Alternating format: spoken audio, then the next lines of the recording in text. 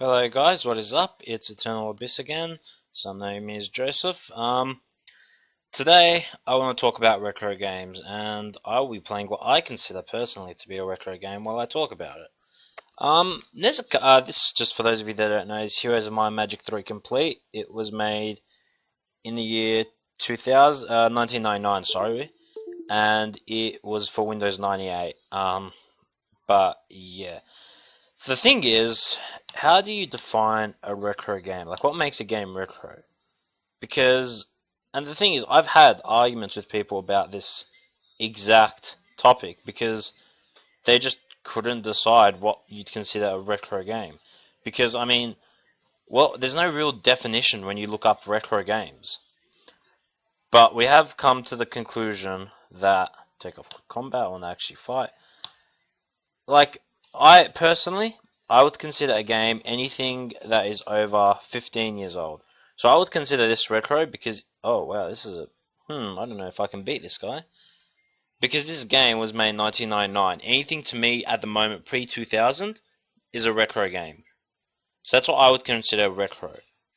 However, oh, interesting, they weren't affected. However, by that same merit, that's annoying. Sorry, this is just a very hard battle for me. I don't know if I can win this. But by that same merit, I have a friend who considers retro anything that's 10 years old. So if it's anything before, at the moment, 2005, he would say that's a retro game.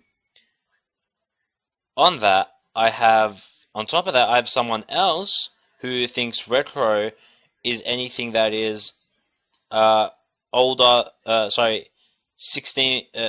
16-bit or below, so 16-bit and 8-bit games, like Pac-Man and Tetris would be considered retro to him and things like that.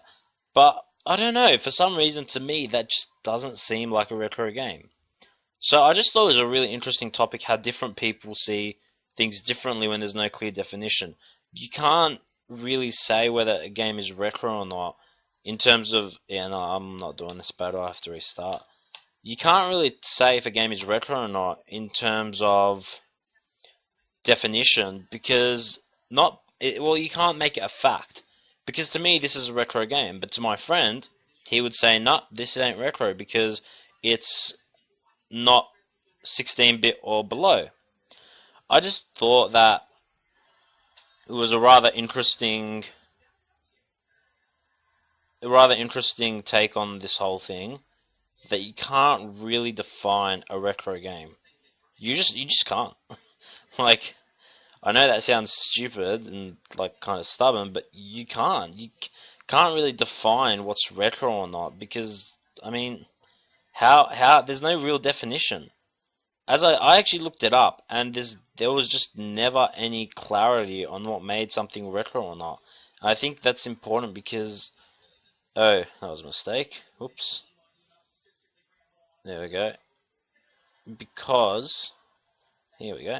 Sorry about that, I'm just starting this game again, so it's kind of annoying. So I just think it's interesting in what people consider retro and what they don't, because for all intent... Oh, this is annoying.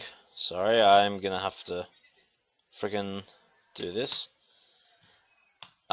It's interesting in what people consider retro, because I mean, when there's no clear definition, how do you figure out what something is... What's like, for example, there's no clear definition of retro, so how do you figure out what a retro game is?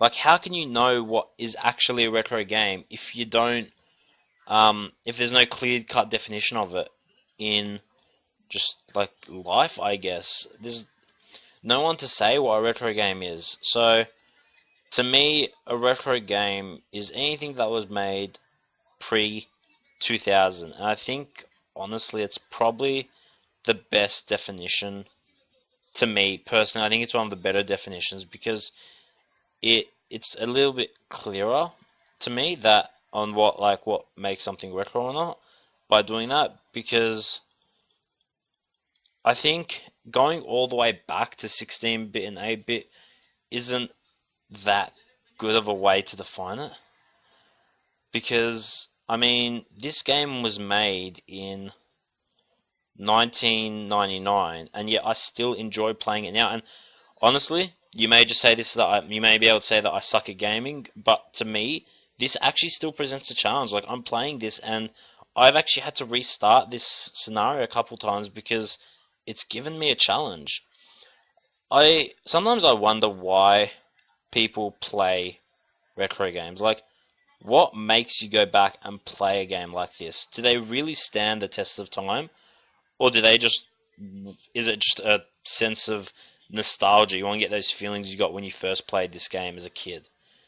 And I think, to be honest, it's partly it is partly the nostalgia, but I think with some games they really do stand the test of time. Like this one, for example, I actually still genuinely enjoy it. It's got nothing to do with the whole um the whole I remember how I used to feel playing. It's actually genuine for me, genuine enjoyment in this game. I actually still find it genuinely challenging and exciting to play. Like, I don't. The thing is, I've beaten this game countless times over the years, and it's still, to me, just a fantastic game. It still stands up in its own right. I think I think that's why some I think that's why most people play it, because they still think of it as that fantastic game. I think it's the nostalgia. Like, this may be a shit game, a cruelly shit game, but I'm not a good judge because I'm biased.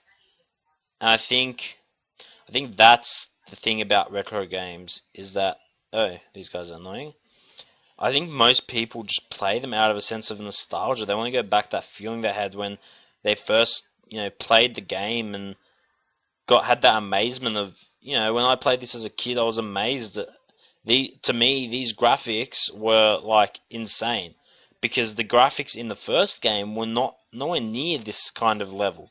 They were so much less than this, and I think that when you play a retro game and you get that nostalgia and you remember that feeling you had when you first played this game, I think it's just a really nice feeling to go back to a simpler time, really. Even, like, honestly, when I first played this game, I was about, I don't know, 1999. I played in like 2001. I would have been about 7 or 8, and it was such a good game for me because this is the game that taught me what strategy is and how to use it. Before this, I had no idea on anything to do with strategy, but from playing this game, I just figured it out. It became a lot simpler.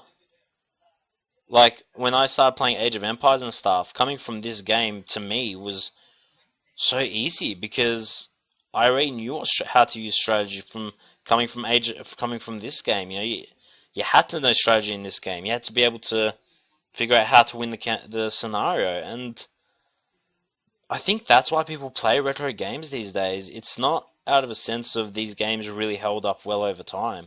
It's more a sense of nostalgia. I think kids these days would not have even a tiny bit of trouble playing this game, for example, compared to, like, I don't know, what they play these days, Call of Duty or something, because it's not that fast-paced action they're used to. But by that same merit, it's to me, I remember that feeling I get when I played this game the first time as a little kid, and how much fun I had just in general. So I think that's what makes people want to play retro games specifically. It's not so much the game itself. I think it's just that feeling they get playing that game for the first time. I mean, playing that game and then remembering what it was like to play it as a kid and how it made them feel. This is Eternal Abyss. I hope you enjoyed today's blog, and I'll be back in a couple days with another one. But until then, goodbye.